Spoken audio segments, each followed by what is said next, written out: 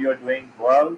I just would like to discuss today about formal written reports. Now, let me tell you, this topic has already been covered in one of my online classes. This is just a recap, and of course, I have not been able to upload, this book because it is a very large file basically, and that's why I'm recording this particular topic, which I've covered from the book, right? Okay, a formal report is prepared for and read by top level managers. First of all, you need to understand that it's a formal, report, and so it is actually sent to a formal audience, right? Usually, and it can be sent inside or outside the writers' organization. Conducting the research and writing the report may take from several weeks to several months. And most of the formal reports, are based on a research, as either primary or secondary, whatever. But usually they are based on a research, a study, right? And that's what you actually reporting using a formal report or reporting in the formal report, right? These activities can be completed by one person or by a team. It can be done collectively. It can be done individually. A formal report generally contains three major divisions: preliminary section, the body, and the supplementary section. A formal report may contain all or some of the following parts. Some are optional also, but usually, it covers these three sections: preliminary, body, and supplementary section. Now, what do we have in preliminary section? A title page, letter or memo of transmittal, table of content, list of illustrations, executive summary. In body, we have introduction, procedures, findings, analysis, conclusion, recommendations, and the third part is supplementary section. We do have glossary, appendix, bibliography, or reference list. I discussed bibliography or reference list in the previous lecture. All right, now what do we have in this preliminary section? It contains parts of a report that precede the body, right? So before the body, the actual report begins, right? Okay, we actually, have preliminary section, right? So the specific pages included in the report will vary with the formality of the report. A discussion of the individual parts follows. The first is title page, typically contain title of the report, the writer's name, title and department, and the rate of submission, the name of the person or company receiving the report is used when reports are prepared for clients or other outside the organization. So, of course, when it's being sent to the outside organization, you have to mention the name of the organization, the person who is receiving. The title should indicate the purpose and the content of the report. Some organizations have specific guidelines for the preparation of the title page, other permit artistic freedom. Right now, it all depends. It varies from organization to organization. Some organization they're quite open-minded, so they even permit artistic freedom. That means you can design it in any manner. Some usually tell you that this is how the title page design should be. So they have a standardized title page, right? Okay, if specific guideline to know that traditional format may be the best choice. Traditional format, each line on the title page is centered horizontally with equal vertical spacing between them, right? And then title containing more than one line are single spaced. The title should be all capitals. Other lines may be either all capitals or initial capitals. And I'll show you the title page in the end. Letter or memo of transmittal. A letter or memo of transmittal, if used, introduces the report to the reader. A report to reader outside the organization would contain a letter, whereas report for internal use would contain a memo. And this is particularly, I think,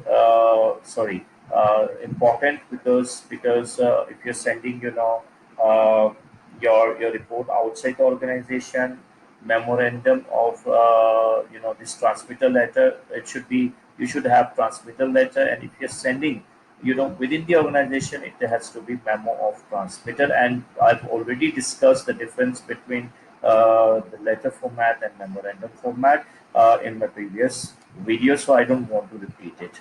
All right, the letter or memo transmitter should be concise and maybe subjective. The writer may include personal comments and offer a suggestion opinion not supported by data. So you can, write your opinion. Otherwise, in report writing, when it comes to body, when it comes to recommendation, when it comes to conclusion, the findings and all that, it has to be objective. It has to be bias free, right? Okay, so there shouldn't be any sort of biasness in the report or when you're reporting things. All right, but here in letter of transmittal or memo of transmittal, right? You can give your personal opinion, right? You can add comments. The letter may also refer readers to part of the report of special interest, suggest special uses of the information. In general, any item worthy of discussion may be included in the letter or memo of transmittal. So it's like addressing the reader, right? Okay.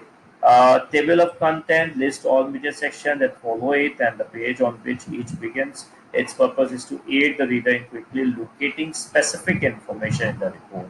Right. So if someone wants to read just executive summary or a particular heading in the in the body section, right? Okay, then the person simply can have get the information about the page and the section, right? Okay, through the table of contents.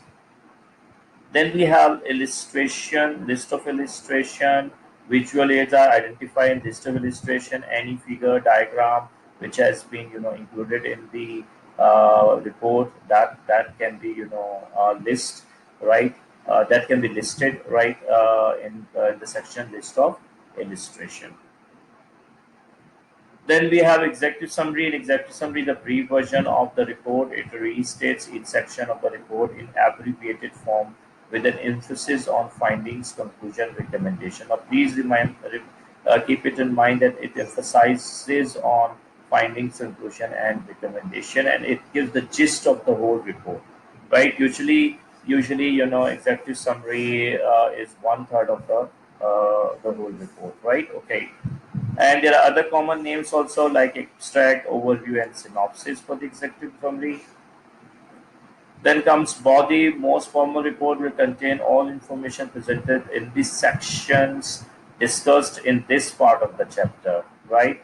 However, some of the sections may be combined. The material in the body will be presented using direct or indirect approach.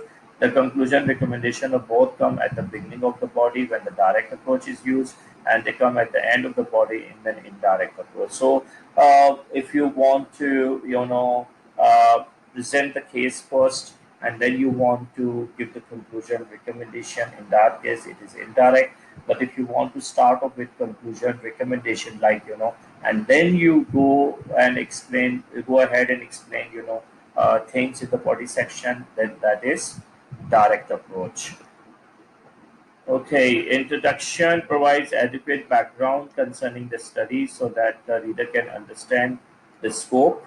Please note down the scope, sequence of the report. In addition, general information about problem, the main issues involved in it. The introduction may include a specific problem statement, outline the purpose of the study, specify the scope of the research, summarize available literature on the topic, or define unfamiliar terms. So these things are very important. So I'll just touch upon each item because I have already discussed in detail during my online class, and this is just for your permanent record, so you could refer to it when you're preparing for the exam. So you do have the information at hand. Okay, statement of the problem clearly identifies the specific problem that was investigated. We discussed it, in the previous video. Also, purpose of the study indicates why the study was conducted. The purpose should help convince reader the problem is important and it's worth studying. Right. The scope of the research I discussed in detail. Related literature means the data which you have got from the secondary resources, right? Okay, so you have to talk about it because if you do not include related literature, right, uh, the reader would not understand the need for the research, would not understand how much has already been explored and what you are exactly targeting at.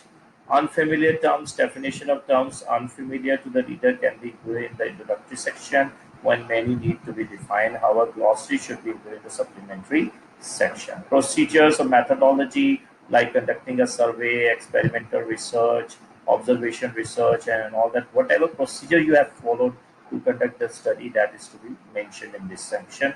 In this section, sorry for the slip. Findings are result discovered during the research. This section should be presented in a factual, objective manner without personal opinion. See, there, in letter transmitter, we can give our opinion, but here in the report, right, when we are in the body of the report, we have to stay objective. Okay, analysis section contains writer's interpretation of qualitative, quantitative assessment of the findings. Whatever data has been collected is to be interpreted also.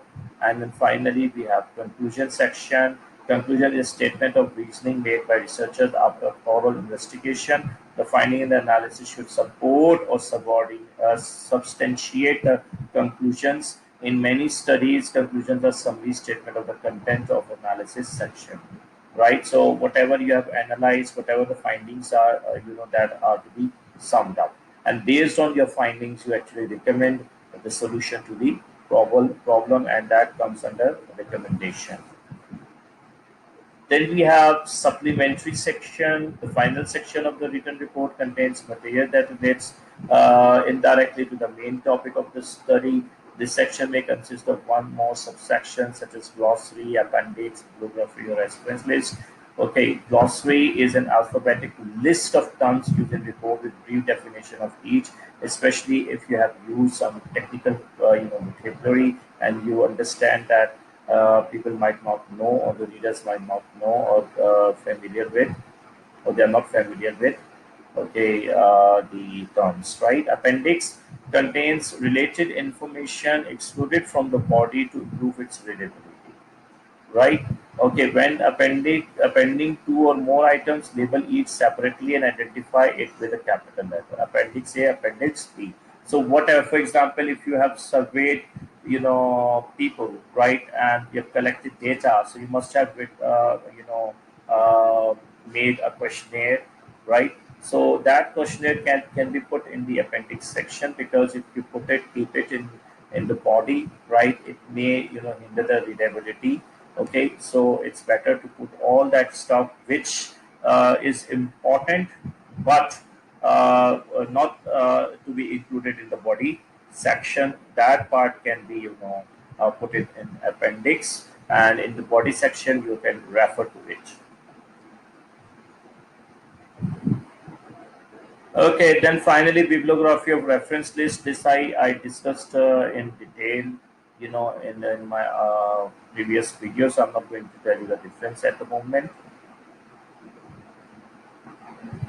Okay, and that's the end of our topic today. And I would like to show you two important things here. The first one is first level heading, second level heading, third level. This is how the headings are to be, created. And then there is one more thing: footnotes and citation. This is important, right? Footnotes or citation must be used to give credit to the source of quoted or paraphrased material, because they rely heavily on data gathered through primary research. The reports typically do not contain as many footnotes or text citation as reports in other fields. When sources are cited, however, they are formatted using either of two methods. The traditional method of footnoting is convenient for the reader when a report contains information gathered from a number of sources. Material to be footnoted is marked by an Arabic numeral that displays at the end of the quoted or paraphrased material, raised a half-line superscript. The footnotes numbers begin with 1 and consecutive throughout the report. The footnote is separated from the text by 1 inch or 2 inch horizontal rule beginning at the left margin. Now let's have a look at the example over here of the footnote. Now you can see over here, this is the footnote, right? Here the source is being referred to, right, from which the this quotation has been taken or this information has been taken, right? Okay, and see, this is how they refer to the particular appendix also, right? So a contemporary method of citing source information in the text uses the author's name, date in parentheses instead of a footnote at the bottom of the. So instead of giving the source at the bottom, here the name of the source is being embedded within the quotation, within the text, right? And this is done by uh, by putting the name, right, of the author, the writer, and the date, and the year it was published, and then page number also. All right. Okay. Pages in report of only one or two pages do not have to be numbered. Pages in long reports should be numbered consecutively. Preliminary pages prior to the body should be numbered by placing small Roman numbers like this 2, 3, 4, 5, or then one inch from bottom beginning with the second, where the title page is considered page this, even though no page number is displayed. The body of the report should begin as page 1. Right? I'll show you the report and you'll understand it better.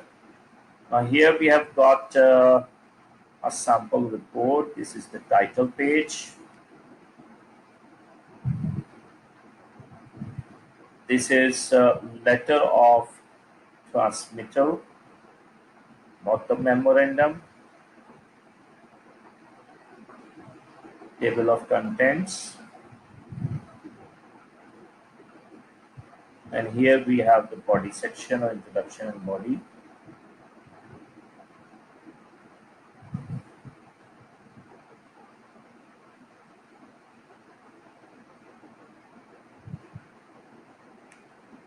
And that's all. And appendix section will come in the end. All right.